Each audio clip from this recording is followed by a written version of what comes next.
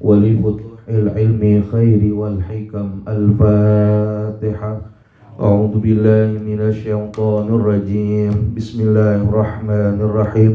الحمد لله رب العالمين الرحمن الرحيم مالك يوم الدين إياك نعبد وإياك نستعين اهدنا الصراط المستقيم صراط الذين أنعمت عليهم غير المغضوب عليهم ولا الضالين آمين. Jamaah yang dimuliakan Allah Subhanahu wa taala, puji syukur sama-sama kita panjatkan kehadirat Allah Subhanahu wa taala yang masih mengkaruniakan kepada kita dengan beribu-ribu nikmat, bahkan berjuta-juta nikmat.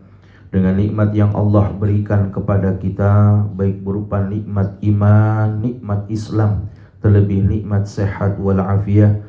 Alhamdulillah Allah Subhanahu wa taala memperkenankan kita untuk bisa hadir di tempat yang penuh keberkahan ini. Mudah-mudahan hadirnya kita menjadi obat buat kita, hadirnya kita menjadi wasilah akan turunnya keberkahan dari Allah Subhanahu wa taala. Amin amin ya rabbal alamin. Jamaah yang dimuliakan Allah Subhanahu wa taala, siang hari ini kita melanjutkan kajian fikih kita, tapi khusus berbicara tentang terkait kurban. Karena pada hari ini sudah banyak saudara-saudara kita yang mereka sudah berangkat dalam rangka menjalankan ibadah haji.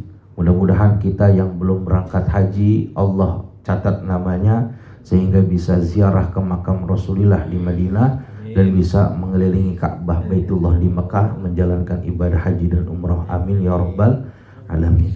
Bagi kita yang tidak berangkat melakukan ibadah haji, ada amaliyah lainnya. Yang amaliyah itu amat dianjurkan bagi orang yang haji dan juga yang tidak melaksanakan ibadah haji. Jangan sampai kita tidak mengerjakan, diusahakan sekali. Apa itu? Amaliyah yang terkait tentang masalah kurban. Kurban ini bukan syariat yang baru. Kurban ini sudah ada jauh pada masa Nabi Adam, itu sudah ada. Tetapi baru kembali populer buat agama Islam ketika diperkenalkan oleh Nabi Ibrahim. Kalau dibilang sejarahnya, dari Nabi Adam sudah ada namanya kurban namanya. Kurban yang pertama itu yang dilakukan oleh siapa? Yang dilakukan oleh Qabil. Kapan itu terjadi? Pada saat Habil saudaranya itu, atau Habil saudaranya itu yang dibunuh itu ketika masalah dikawin silangkan gitu. Dia nggak setuju dikawin silang gitu. Labuda Iklima itu kan, yang Iklima cakep, labudanya jelek. Dia disilang, jelek ketemu jelek, cakep ketemu cakep. Wah, nggak mau dia. Maka kata Nabi Adam, kamu berkurban saja. Kamu berkurban saja. Minta kepada Allah jawaban mana yang diterima oleh Allah, itulah jawabannya. Maka Qabil yang ternyata dia bekerja sebagai petani, mencari padi yang paling bagus, ditaruh di tengah sawah.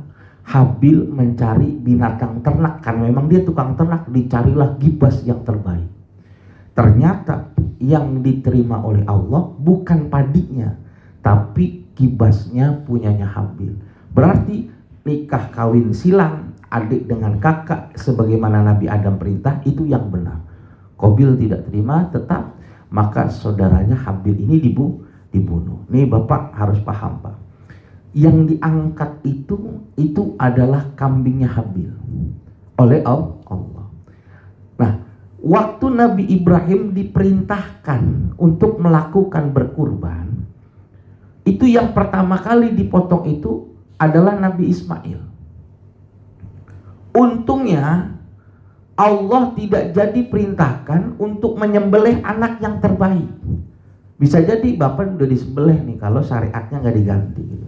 Anak yang terbaik, yang paling ganteng, yang bersih, yang nurut, kita potong tuh. Ya kalau anak yang sial dangkalan mah kita potong nggak apa-apa. Nah, kalau yang baik, waktu Allah ganti dengan gibas, Maka pertanyaan kita, itu gibasnya siapa? Itulah gibasnya Habil, yang dulu disembahkan oleh Allah, lalu diturunkan kembali buat mengganti Nabi Ismail. Bentuk rasa syukur itulah pada syariat Nabi Ibrahim dikenal dengan syariat berkurban. Bentuk pengabdian seorang hamba kepada Allah, dan rasa syukur tidak jadi menyembelih anaknya. Maka gibas ini dalam hukumnya lebih baik daripada memotong sapi buat 7 orang. Jadi kalau kambing 7 dengan sapi 1, itu lebih baik kambing yang 7. Kita nggak ngomongin banyaknya daging, kita nggak ngomongin kualitas daging, tapi menggunakan syariat agama, maka kambing yang 7 lebih bagus daripada sapi 1 buat 7 orang. Nah, kita harus paham terkait tentang masalah kurban, terkait yang masalah cukur, masalah ini dan sebagainya. Nah, kita mulai sekarang. Saya sudah share ke Pak Haji Bang Edi, mungkin ke Pak Haji Fauzan. Kita lihat pelan-pelan, itu jadul banget, masih berasa masa dulu. Jadi banyak tasrif, tapi udah paling ringkas, udah diringkas ini. Karena saya pengen jangan terlalu bertanafur, bercerita-cerita yang lain. Nah, apa itu kurban? Kurban itu menyembelih binatang ternak. Yang disembelih binatang ternak. Apa binatang ternak? Binatang yang dibudidayakan, dipelihara oleh manusia, dan diambil kemanfaatannya untuk makanan. Itu namanya binatang ternak. Yang bukan binatang ternak gak bisa. Potong gajah gak bisa, apalagi harimau diternak gak bisa. Kenapa? Dia bukan binatang yang diharapkan dagingnya, susunya, kulitnya, bukan. Apalagi binatang ternak yang berkaki 4. Berarti binatang ternak yang berkaki 2, berkaki 3 nggak bisa. Apa yang binatang berkaki 2? Ayam. Berkaki 3? Nggak ada kan? Iya, nggak ada. Saya biar mikir, makanya biar melek itu datang kaki 3. Iya, itu namanya bebek pakai tongkat, kaki 3 itu dia lagi pincang tuh. Nggak bisa. Kenapa? Harus yang berkaki 4. Kalau 2, 3 nggak boleh masuk tol, harus yang rodanya 4. Dan binatang ternak yang dia berkaki 4 dan wajib dibayari zakatnya. Berarti kuda nggak masuk. Kuda itu binatang ternak, halal dimakannya, bahkan dagingnya enak kalau bisa nyateknya. Depan asrama IIKI itu di Cinangka ada sate kuda, enak itu, rada mahal. Boleh, kuda boleh, silahkan dimakan. Tapi kuda tidak bisa dipakai untuk menjadikan hewan kurban, tidak bisa. Berarti apa? Yang bisa dipakai berdasarkan klasifikasi kelas 1, maka nomor 1 kambing atau gibas. Nomor 2 onta. Nomor 3 sapi yang disetarakan dengan kerbau. 4 hewan ini aja. Jadi jangan bikin patungan hewannya yang aneh-aneh, jangan. Ya, jangan. Keledai itu dipersamakan, himar bigol itu disamakan sama kuda, jangan dipakai. Kalau mau bagus kalian, bagusnya kambing yang mahal, Garut itu yang nomor 1. Sekarang boleh nggak? Kalau orang mau kurban diuangkan saja, kambingnya 3 juta. Kita nggak kurban, kita punya uang 5 juta, tetap kita bagikan ke fakir miskin, niatnya kurban, jadi nggak? Halo? Nggak jadi. Sedekahnya diterima, tapi tidak dicatat seperti orang yang melakukan kurban. Orang yang namanya orang Islam, orang Muslim, Muslim itu artinya mau diatur, pasrah, itu namanya Muslim. Orang Muslim, orang yang mau diatur oleh agama. Agama mengatur yang namanya berkurban itu mengalirkan darah, berkurban itu namanya kurban. Kalau kau tidak mau diatur, menganggap kurban bisa diganti dengan uang, udah jangan jadi orang Islam sampai begitu ya. Nggak bisa. Mau ente 10 juta nggak bisa. Jadinya sedekah, tidak berkurban. Sama seperti orang yang melakukan sholat tarawih tapi belum sholat isya. Salat melakukan sholat tarawih harus sudah sholat isya. Sekarang ada orang datang terlambat, dia sholatnya sholat tarawih dulu baru sholat isya, maka sholat yang dia lakukan tadi tidak dicatat sholat tarawih, tapi nafal mutlak, sholat sunnah doang. Kenapa? Dia nggak ngikutin aturan agama. Jadi kalau masuk masjid minggir dulu sholat isya, habis sholat isya baru sholat. Sekarang dia sedekahnya 10 juta, kambingnya 3 juta, 10 jutanya dia sedekahin buat fakir miskin, jadinya sedekah bukan berkurban. Berarti tahun itu dia nggak menjalankan syariat agama bagi orang yang mampu. Ada aturannya. Maka di sini berkurban secara umum hukumnya sunnah muakkadah bagi yang mampu. Dan kita lihat mampu itu apa? Sunnah muakkadah. Dari 3 mazhab, dari mazhab Malik, mazhab Syafi'i, mazhab Hambali, cuma 1 mazhab yang mengatakan kurban hukumnya wajib, mazhabnya Imam Abu Hanifah. Ada hadis mengatakan man wajada sa'atan, siapa orang mendapati punya keluasan rezeki, hartanya banyak, fala yuduhi, dia nggak mau berkurban, fala yaqrabanna musallana, jangan dia dekati tempat ibadah kami. Dia bukan orang Islam. Kenapa? Pelit, nggak ngikutin syariat agama. Maka mazhab Imam Abu Hanifah kurban itu wajib. Tapi bagi kita hukumnya sunnah muakkadah. Nanti Bapak ada konsep namanya sunnah, itu namanya sunnah kifayah. Ada sunnah ainiyah. Sunnah secara personal, ada sunnah secara keluarga terkait tentang sunnah muakkadah. Udah saya tulis. Itu dia, binatang kurbannya harus hewan ternak, hewannya harus berkaki 4, hewannya itu dizakati dan dipotongnya pada waktu yang sudah ditentukan. Masih ada waktu? Masih panjang. Baik. Mana dasarnya? Di sini dikatakan fasholli li rabbika wanhar. Kalau datang hari raya Idul Adha, jangan sampai nggak sholat Idul Adha. Dan waktu sholat Idul Adha dengan sholat Idul Fitri, maka sholat yang lebih dulu itu sholat Adha. Sholat Idul Fitri mundur setengah jam. Kenapa? Alasan pertama, sholat Idul Fitri itu disunahkan sebelum sholat Id, kita sunah makan.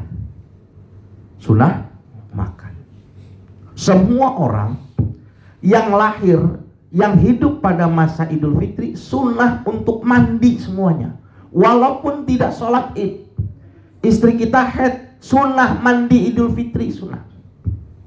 Sehingga apa? Sehingga kalau kamar mandi 1, anak 17, istri 3, ini lama nih, makanya dimundurin setengah jam.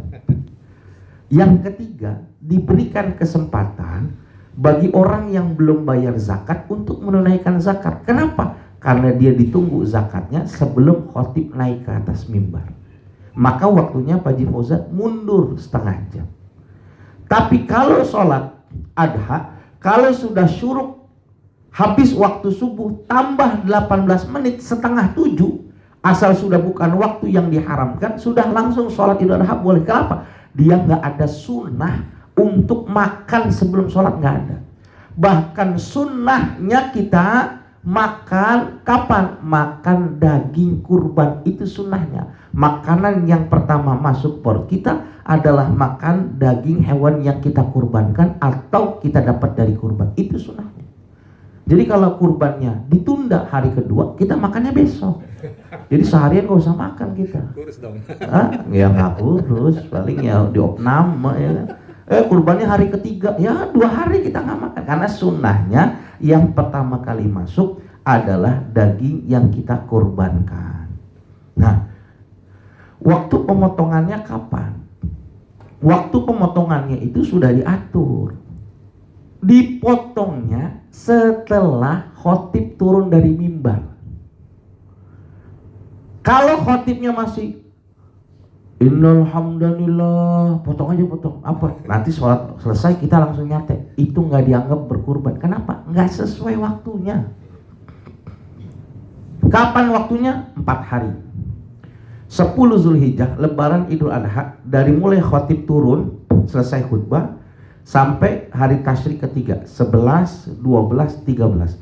Di hari yang ke-13 Pak, maka Bapak motongnya harus di bawah waktu maghrib, jangan di atas waktu maghrib. Kalau motongnya di atas waktu maghrib, maka yang kita potong itu dianggapnya bukan kurban, tapi potongan sunnah. Ada waktunya. Bahkan ada ulama mengatakan kalau bisa jangan motong di hari ketiga. Ada ulama mengatakan tanggal 13 itu bukan waktunya motong.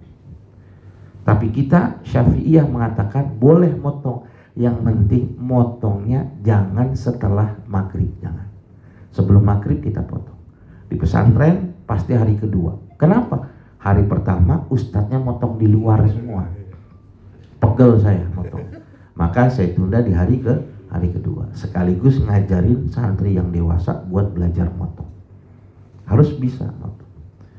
Jadi kalau dipotong sebelum sholat id nggak sah, bukan jadi kurban. Dipotong habis sholat maghrib tanggal 13 juga dikatakan bukan melakukan kurban. Sampai di sini bisa dipahami? Saya. Apa hikmah dalam berkurban ini? Yang pertama adalah sebagai bentuk ketaatan, ketundukan kita. La yanalallaha luhumuha wala dima'uha walaki yanaluhu taqwa minkum. Hewan yang kita potong itu nggak nyampe kepada Allah, nggak sampai. Tapi yang sampai itu nilai kepatuhan buat kita, ketundukan buat kita. Itu yang sampai. Kenapa? Syariat berkurban ini nggak semua orang bisa. Bahkan orang kaya kalau dia pelit nggak bakal mau berkurban.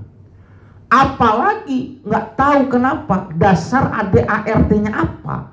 Setiap mau datang hari kurban, kenapa harga kambing mahal? Itu saya nggak tahu. Harga sapi mahal. Kambing yang biasanya 2.300.000, 3,8. Itu juga dia, kambing-kambing itu juga. Mungkin di situ rezeki tahunan. Kita biar harta kita, uang kita banyak, tapi rasa syukur kepada kita kepada Allah nggak ada, nggak bakal dia kurbankan. Waktu dia dengar Idul Adha, yang dia beli bukan kambing, tusukan sate sama arep. Tusukan sate sama arep Pak Heru. Dia nggak beli kambing. Nanti ya Pak, nunggu dari masjid. Tapi tusukan udah beli, arengnya sudah beli, kecapnya udah, dagingnya dia nunggu dari masjid. Padahal orang kaya, punya mobil, punya rumah, punya istri, punya anak, gajinya gede. Tapi nggak bisa. Kenapa? Ada sifat pelit. Maka hikmah yang kedua, orang yang berkurban itu motong sifat bahimia, sifat kehewanan. Apa itu? Hewan itu maruk, rakus. Dia demen ngambil punya orang, tapi nggak suka punya dirinya diambil. Pelit itu ada 3. Yang namanya bakhil. Ini bakhil. Bakhil itu buat diri sendiri royal, tapi buat orang lain pelit. Namanya bakhil itu. Ada yang paling parah, nomor 2 tingkatannya, syuh namanya. Syuh, jangankan buat orang lain, buat diri sendiri aja pelit. Makanya nasi sama tempe, gajinya 4 kali UMR. Tapi makanya nasi sama tempe, nasi sama ini. Waktu dia meninggal, itu uangnya ratusan juta, bisa miliaran. Tapi hidupnya mikir, ini syuh nih. Di atas dari sifat bakhil. Ini ada lagi nanti tingkatan yang paling tinggi ini. Sama sekali orang yang banyak harta, tapi diambil rasa syukur sama Allah, kenikmatan matanya diambil, sehingga dia udah cukup, tapi masih pengen dikasih sama orang. Itu lebih parah lagi. Udah kaya, tapi dia masih kepengen punya orang lain. Rokok itu diambilin aja punya temennya. Rokok dia nih abis ditarik, taruh kantong. Orang lain diambil. Dia suka barang orang lain. Rasa syukur. Nih yang diajarkan penarikan sifat bahimia apa? Diputus tuh sifat pelit itu. Bahaya itu. Kalau udah pelit bahaya. Nauzubillah min dzalik. Kudu dipaksa. Kudu dipaksa. Malu. Saya pernah pembukaan di sini pernah cerita gitu. Itu memang Ustadz selain motong juga jual kambing. Saya ada pesantren jual kambing, hewan kurban gitu. Nanti hasilnya dikasih ke pesantren gitu. Itu kita malu gitu. Ada orang datang celingak-celinguk gitu. Perempuan, ibu-ibu. Pak, itu kambing berapa itu? Oh, ini 5,6 Bu. Waktu itu 5,6 2012 itu. 5,6 mahal itu. 5,6. Kenapa saya tahu? Karena bareng sama peresmian pondok nggak jauh dari itu. 5,6 itu gede banget kambingnya, bagus. Lalu kita bilang, ibu punya duit berapa? Aduh, punyanya cuma 4 juta. Yang ini aja nih bu, nih 4 juta. Gak apa-apa dah, sama ibu 39 dah. Mana yang itu aja tuh, yang itu. Bu gak bisa nih bu, ini 5,9 jadi 5,5 dah. Gak bisa kurang lagi, gak bisa apa. Ya udah, tapi diantar ya ke rumah buat di musola soalnya. Oke, jadi kita anterin tuh dari pondok pakai ambulan tuh. Kita punya ambulan di pesantren. Apa aja masuk, kambing masuk, orang masuk main futsal, jenazah masuk. Makanya jenazah begini dia di mobil deh, bawa kambing. Jadi multifungsi, kita beli ambulan sebenarnya buat nganter jenazah. Cuma karena yang meninggal jarang, maksudnya jarang yang di situ, mobil situ, pakai mobil yang lain, maka akhirnya alih fungsi, ngambil rantang, belanja ini sembako. Ya ala kuli hal memang mau gimana lagi, sampai mohon maaf kambing kita masukin situ karena kita nggak punya mobil lalamop gitu kan. Masukin situ kita handle gitu. Kita lagi belajar pakai manual Grand Max itu, kita main gitu. Itu taruh situ Pak Ustadz gitu. Taruh di situ kambingnya gitu. Waktu bayar itu yang kita sedih gitu. Nih uangnya nih yang 4 jutanya bagus tuh, agak rapi. Giliran yang 1,5-nya agak lipetan banyak gitu. Ini nih Pak Ustadz, yang 500 saya ambil dulu ya. Kita baru tahu dia bongkar celengan dulu. Tukang yang nimbang botol-botol yang datang ke teman-teman Madura itu yang minta kambing 5,5. Dia bilang apa? Alhamdulillah nabung cukup duitnya buat beli kambing. Padahal gajinya jauh dari kata UMR. Malu. Maka kita ngomong pengurus yang gopek kita waktu itu, yang 500 kita nggak terima. Udah 5 juta. Dan itu memang harga modal kami 5 juta.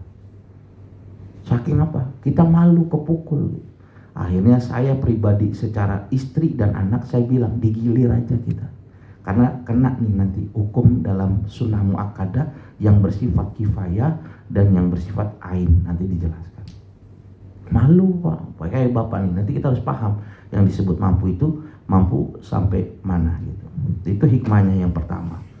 Sebagai tanda kepedulian kita kepada saudara-saudara kita. Nah di halaman 3 saya beri catatan itu waktu masih kuliah S1 itu. Ada hukum berkurban itu bersifat ain bagi seseorang.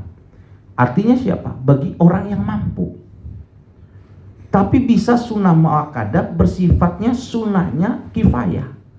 Kalau dalam satu keluarga kita nggak bisa potong 7, jangan sampai satu keluarga nggak motong 1. Namanya sunnah muakkadah yang bersifat kifayah. Bahkan saya tulis di belakang pendapat saya. Karyawan, bos karyawan, PT semuanya, dia harus berkurban walaupun 1 untuk karyawan-karyawannya. Itu namanya sunnah muakkadah yang bersifat kifayah. Kalau memang tidak bisa memotongkan 1 per 1. Nanti saya jelaskan di halaman 11 atau halaman 10. Harus. Ente mau ngambil sarang 10.000 terserah. Tapi pihak pengelola, pihak bos, pihak pemerintah, PT, kantor, dia wajib berkurban. Maka saya bisa pakai dasar Al-Quran dan hadis. Kalau presiden tidak motong, saya tuntut dia. Karena apa? Bentuk bukan sunnah muakkadah lagi, udah di atas sunnah muakkadah buat dia. Bisa makruh li tahrim kalau sampai dia nggak mengerjakan. Kenapa? Dia motongin rakyatnya. Makanya yang dikatakan Nabi memotong 1 hewan kurban buat 1 keluarga, maksudnya bukan 1 kambing bisa buat 1 keluarga, bukan. Di halaman 11 saya tulis, maksudnya 1 kambing Nabi menjalankan sunnah muakkadah yang sifatnya kifayah. Kenapa? Keluarga Nabi miskin, yang saat itu mampu Nabi, maka Nabi menggugurkan ke sunnah muakkadah dan buat keluarganya dengan motong sendiri.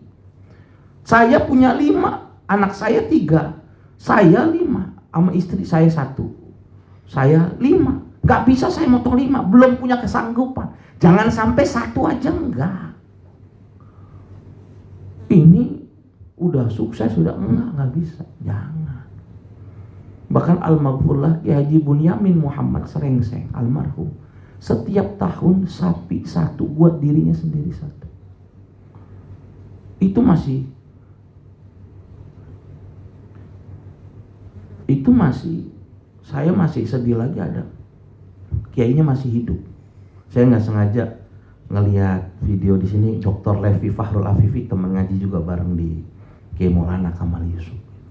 Itu Kiai Maulana Kamal Yusuf berkurban, tapi dia hadiahkan kurbannya buat Nabi, buat Rasulullah. Dia kurban sapi yang bagus buat Rasulullah. Dia kurban sendiri. Saking apa? Utang budi sama Rasulullah. Ini jangan kita pakai buat saudara kita yang meninggal, bapak kita, jangan. Nanti kita jelaskan cara. Saking apa? Dia cinta sama Nabi, dibikinin kurban lagi. Dia umroh, dibikinin umrohnya buat Nabi. Karena dia sudah haji, sudah umroh. Kalau kita nggak sanggup, syariat Nabi Muhammad nih, syariat Nabi Muhammad ini kenapa sih ya? Lupa masuk. Iya, rame banget ini. Tumben saya khawatir dia meninggal. Saya jawab sebentar. Iya. Assalamualaikum. Salam. Ya. Dia mau. Aduh, aku ini dulu ya. Lagi ngajar nih. Nanti aku lihat dulu ya.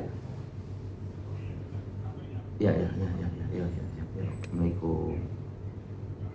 Ya, nelpon tiga kali mau ngapain? Mau undang. Iya. Undang makan. Jangan sampai itu nggak ada. Nah, sekarang saya pengen Bapak lihat siapa nih, kapan hukum sunnah muakkadah ini berubah. Pertama, jadi wajib apabila kurbannya itu dinazarkan.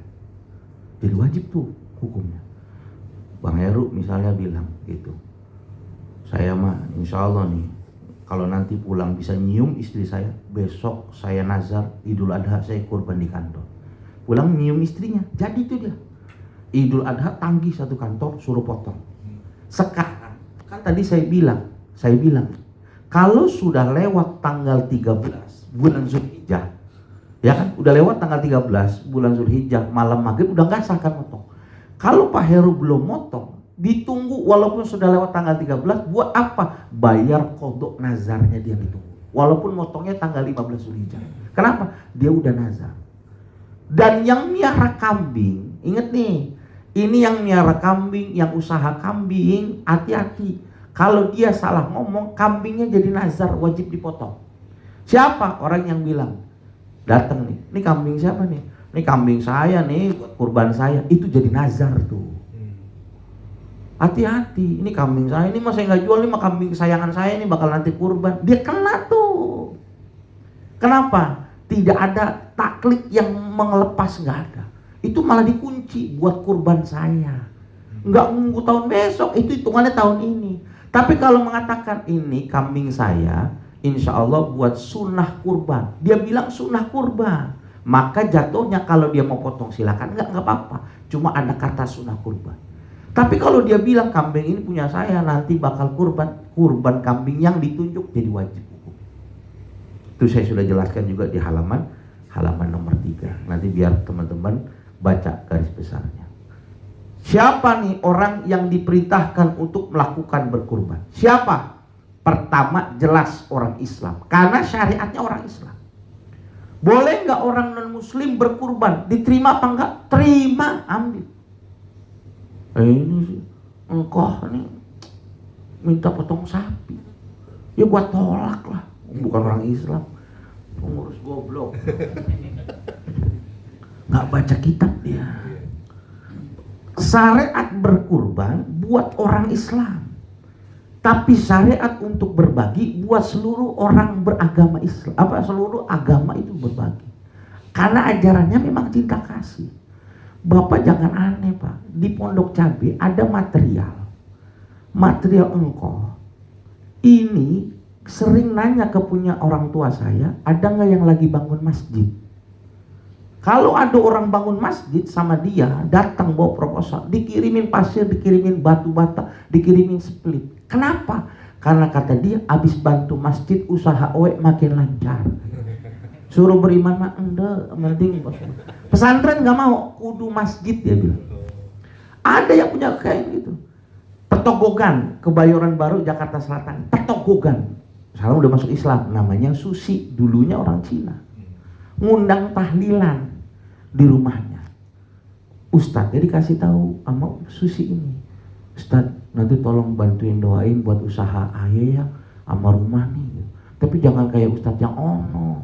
Emang kenapa Bu? Masa dia doanya pakai doa kunut subuh? Ngerti? Allahumma hadina fiman hadait wa'afin. Itu tak lah kok doa kunut, padahal tahlilan. Nah itu, dia ngerti. Waktu ada orang non muslim, kita terima dari kantor. Kalau antum gak mau nerima, kirim ke pesantren. Syaratnya apa? Kita yang motong dengan mengucapkan bismillah. Maka ini namanya bukan kambing kurban, kambing sedekah, sapi sedekah. Kalau yang tadi dagingnya orang yang Islam tadi, maka daging itu nggak boleh dikasih kepada saudara yang non muslim, nggak boleh, khusus buat orang Islam saja. Tapi kambing yang dikasih aman, enci, engko, siapakah yang non muslim itu, makanya daging sunnah. Dagingnya daging bukan sunnah, namanya daging sedekah. Siapa aja boleh dikasih. Cina boleh dikasih, Kristen boleh dikasih, boleh bebas. Apalagi kita orang Islam, boleh terima. Dan saya motong punya orang Cina, saya potong. Wah kok sapinya nih gede, tapi gedean tahun kemarin. Oke, tahun besok engkau kasih yang gedean lagi, gede. Gituin dia, senang dia, happy, dia suka. Tapi jadinya sedekah. Tapi ketika dia motong, itu ganjaran kebaikan yang dia lakukan dikasihnya di dunia, materialnya laris. Kita pembagian ketaatan kita dunia nggak pantas buat bayar ketaatan bapak, nggak pantas. Maka nanti digantinya kapan? Di akhirat. Kita nggak pantas, Pak Heru sholat, Pak Haji Poza sholat, bapak sholat, diganti nggak? Bapak dikasih kaya, dikasih sehat, dikasih itu bonus kebaikan bapak. Karena dunia nggak pantas membalas. Nah ini bagi orang Islam. Kedua, yang dewasa dan berakal. Yang nggak punya akal nggak wajib. Anak kecil boleh dikurbankan sama ayahnya. Kalau memang ayahnya mampu, boleh dapat pahala. Ayahnya orang kaya, beli sapi, anaknya cuma satu, kan cuma 3 kursi itu, nggak apa-apa, anaknya dapat ganjaran. Tapi anak kecil jangan disuruh beli kambing, lu kurban lu, anak SD. Kurban tuh dicelengak, belum dewasa. Tapi kayak Bang Edi, boleh kurban lu, kurban apa sekarang? Kurban perasaan gua, nggak bisa. Kurban dewasa, artinya kita yang sudah punya balik dituntut. Bagi siapa yang mampu. Nah ini yang harus Bapak pelajari di terakhir ini, karena cepat banget waktunya. Di halaman keempat, siapa orang yang dikatakan orang yang mampu berkurban? Karena contohnya udah lama ini saya nulis. Jadi orang yang kalau dia punya harta, hartanya itu cukup dipakai buat hari raya Idul Adha dan 3 hari ke depan, 4 hari jadinya, 10, 11, 12, 13. Kalau dia punya harta cukup buat makan selama 4 hari, maka dirinya wajib berkurban. Contoh, misalkan ini contohnya tahun jebot. Contohnya Bapak punya uang di rekening 10 juta. Kambing itu ada yang harganya itu sekarang 3,5 juta. Udah bisa dipakai berkurban. Nanti kita lihat kambing akekah yang 1,1, 1,2 itu bisa apa nggak buat akekah? 3,5 juta. Berarti kalau kita punya uang 10 juta, beli kambing 3,5 juta, sisanya berapa? 6,5 juta. Istri kita bisa nggak belanja 1 hari 1 juta, cukup nggak? Cukup nggak? Kalau istri saya sih 10 juta. Istri saya ya, sorry. Cukup 1 juta nih. Berarti kalau 4 hari cuma 4 juta. 4 juta tambah 3,5 itu 7,5. Berarti dia masih lebih. Orang ini wajib kurban. Sunnah kurban. Walaupun sunnahnya sifatnya kifayah. Artinya saya, istri, anak, siapa dulu digilir? Saya gilir. Kemarin siapa mah? Bun. Kemarin gilirannya si Haris Al. Berarti besok gilirannya si Kayis, berarti besok saya ganti ya. Tapi tahun kemarin kami untungnya bisa pakai sapi berlima. Jadi ada kursi 2, ada yang ikut saya nggak kasih. Sempit lah. Orang jok belakang buat bawa oleh-oleh sama bawa koper. Avanza kan begitu. Wah itu enggak. Kenapa? Biar satu keluarga. Kan kalau di mobil ada orang lain, istri saya nggak bisa lepas kerudung ya kan. Nah, makanya saya nggak kasih. Saya ditawar 4 juta nggak bisa karena memang itu prestis kami tahun kemarin. Tahun sekarang ya nggak tahu. Nggak tahu, lihat nanti, tapi kami pasti niat. Nah itu saya ngomong ini, saya takut kabur maktan indallah, tapi kami sudah ngamalin itu. Karena apa? Saya masih mampunya sunnah muakkadah bersifat kifayah. Yang ini saya masih sering nggak mampu. Tapi saya selalu bilang jangan sampai saya nggak melakukan kebaikan setiap tahun. Kenapa? Dengan itulah saya merasa tenang tuh. Berarti apa? Sifat pelit dalam hati dikit demi sedikit kita potong. Inilah yang bisa saya sampaikan pada pertemuan kali ini. Mungkin pada pertemuan yang akan datang kita bicara terkait tentang syarat-syarat hewan kurban, lalu bagaimana mendistribusikan daging kurban, berapa jatah bagi mereka yang berkurban, bolehkah memakan daging kurban, bolehkah kurban dicampur dengan akikah dalam satu pemotongan hewan, lalu bagaimana caranya memanfaatkan kulit, kepala, dan lain sebagainya, apa masih boleh. Istilah diperjualbelikan itu sesuatu yang harus kita pahami. Tujuannya apa? Ketika kita yakin, maka ibadah kita menjadi tenang dan mudah-mudahan bisa diterima oleh Allah Subhanahu wa Ta'ala. Baik, sebelum saya tutup dengan kafaratul masjid, barangkali ada yang ingin ditanyakan terkait kurban atau di luarnya, saya persilahkan. Kalau nggak ada yang mau nanya, jangan dipaksa nanya. Ya, silakan. Kalau misalnya kurban tapi dia ngusahain dengan berhutang, tapi dia mampu untuk bayar hutang itu untuk selanjutnya. Boleh. Ente haji pernah dengar talangan haji nggak? Iya, boleh aja. Haji boleh. Boleh. Kenapa? Karena dia tahu. Sekarang gini, benar-benar di rekeningnya nggak ada, cuma ada 1 juta, tapi pajeronya 10. Pajeronya 10. Itu udah wajib. Kenapa? Dia jual 1, dia bisa beli kebo 10 gitu. Jadi yang dilihat saya bilang 10 juta itu nggak punya harta yang lain, Bang, di luar rumah. Rumah memang tempat tinggal. Dia memang punya duit 10 juta. 10 juta aja masih dituntut.